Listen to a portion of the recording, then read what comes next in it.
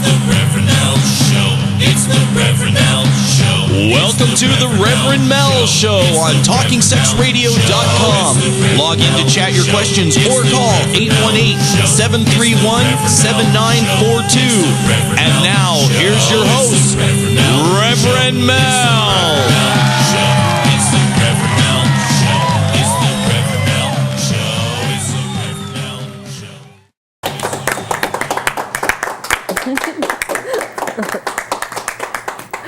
Welcome to the Rev Mel Show, sponsored by Talking Sex Radio, Logo My Ass, Morphine Magazine, Dove Glass, the Lear Desaad, and now Threshold Society. So I want to thank you guys for all watching. We're going to have a really dominant, yes, literally a dominant show tonight. We're going to have a really exciting show tonight. It's one of my best topics that I love to talk about, and that's long-term DS relationships. Because you know what? We all think we know how to do it.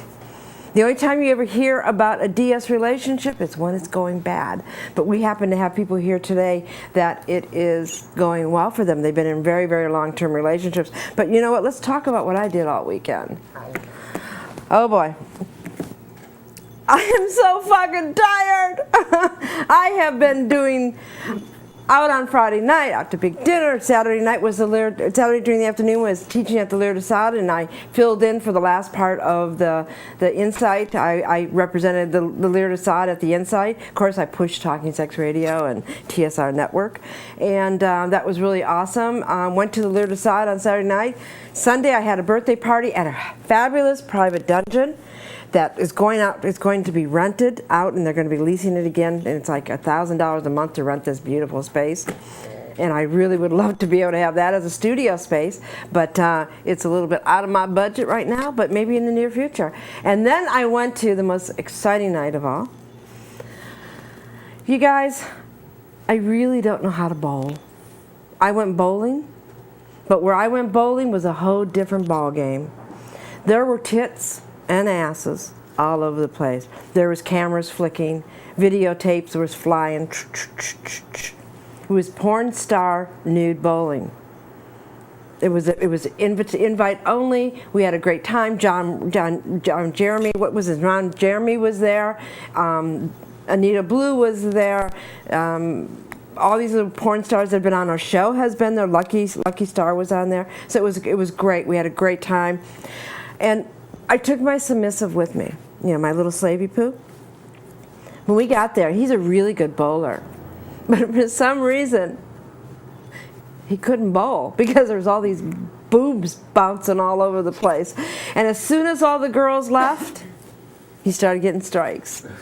Because he could not stop watching. He must have been running down the aisle, and then some little porn star would be running there with her boobs going, boop, boop, boop, boop, boop, boop. And he must have caught it on the center of it, the side of his eye, and he wasn't able to get all his strikes. But he's a really good bowler. And I found out that I could bowl. I had a great time. We had a great time, but oh fuck, am I sore this morning?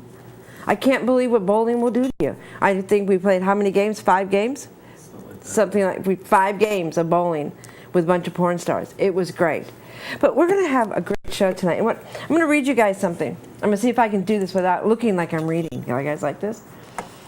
It is often misleading or incorrect to assume that DS and BDSM, or DS in BDSM, is all about whips and chains.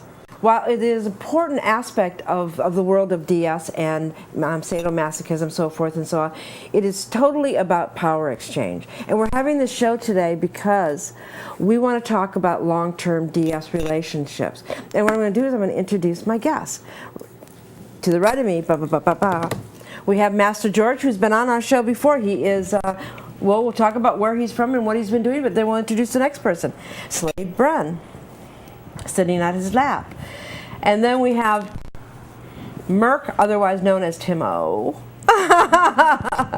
And then we have Beth. And if you guys are looking, say, well, how come the women are sitting on the floors? So who's the master and who's the slave or the submissive?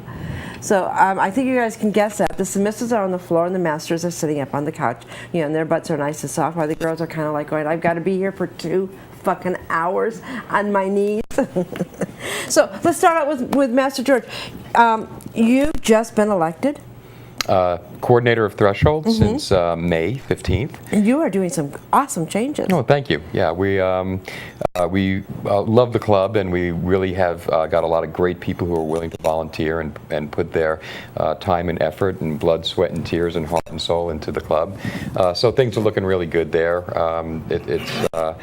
It's looking better and better with every day, and we're getting more and more people coming in too. So it's sort of that feedback loop. If you give a place that people want to come, they will come. And you're getting a lot of the young kids. The ones we Garden of Heathens has a party there every Wednesday, the first Wednesday of every month. We love those guys. We come in. They let us us older folks get to do some teaching for them as well. They revitalize us. Yeah. It's so wonderful to re-experience how new everything is through their eyes. And I'm just really impressed with Ben and Garden of Heathens, the whole approach they have to the BDSM world. It's very heartening to see a next generation coming in where you can say, hey, you know what, we may be able to turn these reins over, and we just be playing while they be running things.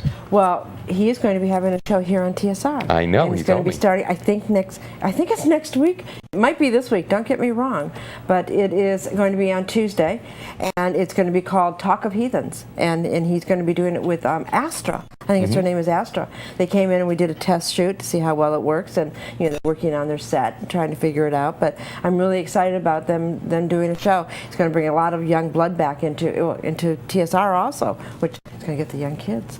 Love young kids. Young girls with great boobs. Yeah, and love blood too. Yeah, love blood too. Yeah, and then we got Merc, otherwise known as Timo. It's Timo. Timo? Yeah. Is it team? Timo. Like team? Yes. Timo. Yes. Is that your real name? Yes. Really? Yes. And Merc is your. A stage name. When you have a name as unique as Timo, it's best to keep it a secret until you have these intimate friends. Yeah. Oh yeah. All your intimate friends here. But yes, Timo is my first name, and Merc was just a name I picked up. It was a business name. So he's just getting murked. Yes. Getting murked. Sounded really mysterious and strange. So not much into the. Now, you're not Merck, the drug company, are you? Yeah. No, I wish. Don't you wish? $1 billion. No, still working on that. The small end Merc. The small. They have a K. The small end Merc. Well, yeah, compared to Merc. Wait, you're the drug Italian. You company. got no small ends. Thank you.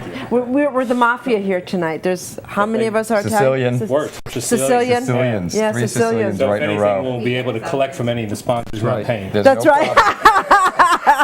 We got a pair of cement shoes ready with your name on it.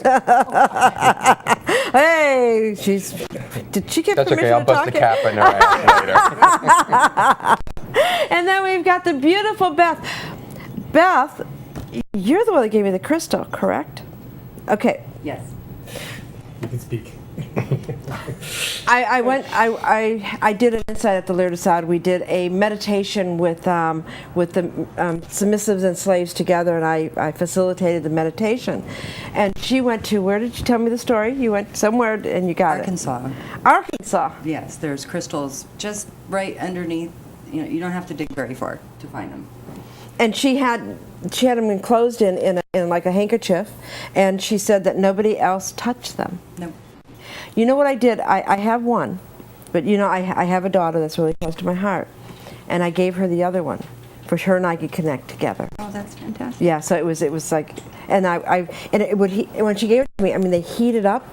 I mean, they were burning from the heat, from the energy. They're so pure. They're absolutely wonderful. Thank you. I love those crystals. But we had a great time at that insight. We had all the doms and the submissives were all laying down together, holding each other. I did a meditation for two people to share together, and it was a really nice time. Nice. Yeah, I enjoyed it.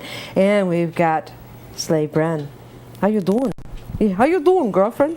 I'm doing great. Just good. So she was here changing, and she was taking off her clothes, and she was putting corsets on her. And she says, "Did I not have this really tight?" And I go, "Take it tighter." That's what. And he goes, "No, they had an agreement." I'm telling you all We those negotiated her corset so she could sit and breathe and talk. secrets. Good. That's what He they're. needs to be comfortable. No, she doesn't. Okay, I'll be tightening this up now. See, it's not only supposed to be beautiful. She's beautiful to look at, but also she's comfortable. No, that doesn't sound right, does it? No, it doesn't, She doesn't. It doesn't have to be comfortable. So, Merc, how long have you been in a DS relationship, the two of you? We met each other back in 2003 in March. So that's And have been together ever since, 6.5 years. 6.5 years. Wow. Completely DS? 24/7. Look at him smile, boy. Well, everybody thinks that's your whips and chains reference. Yeah. But really, we want to live this way because we both find it very exciting and erotic. It's more of 24/7 foreplay. Mm-hmm. 24/7 foreplay. I can't even say foreplay. I love foreplay. That's how we describe it, because it's mental. Doesn't have to be, as much as you like to. You can't be naked all the time. You can't be having sex more than, even being Italian all the time. But there's always electricity between us that we share, and we've been able to enjoy that for the past 6.5 years. And one of the reasons we're having this show is because they did email me.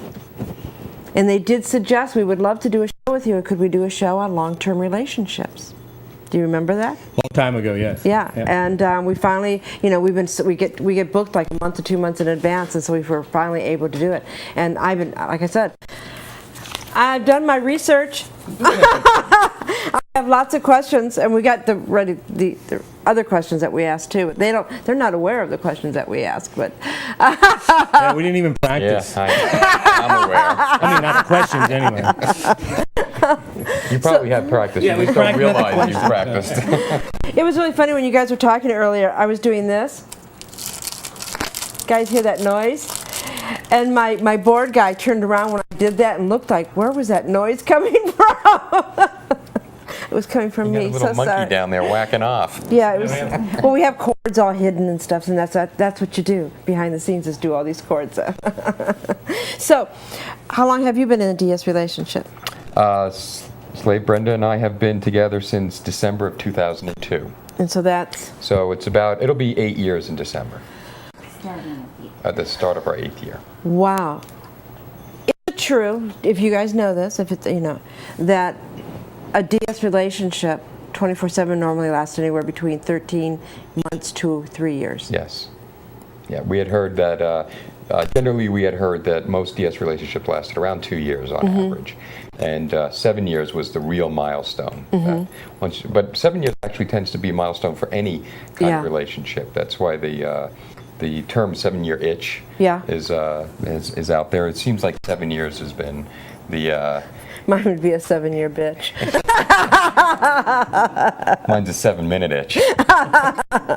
Scratch it, bitch. We were surprised to learn that because when we first started going out in the community and meeting other people and we'd introduce ourselves, we always thought we were the newest couple to join the group, whether going to Threshold or Lair, any of these places. And you'd sit and talk to people, and you finally find out, well, how long have you guys been together? And we'd always be at that. It seemed like after we passed 6 months, that was wow, 6 months. That's a long time. And now that it's 6.5 years or whatever, it's amazing because you think that going in you would know more about what you want and what you're seeking than I would say in any other circumstance. But yet it seems that that's not the case. How long were you in the lifestyle before you met? Well, I was very active in New York. My story about that is I went to school right outside of the city and would commute in. And at 19, I got enough courage to walk up the stairs and go into Hellfire. And I've been in it ever since. It was a long time ago, and it was a scary, spooky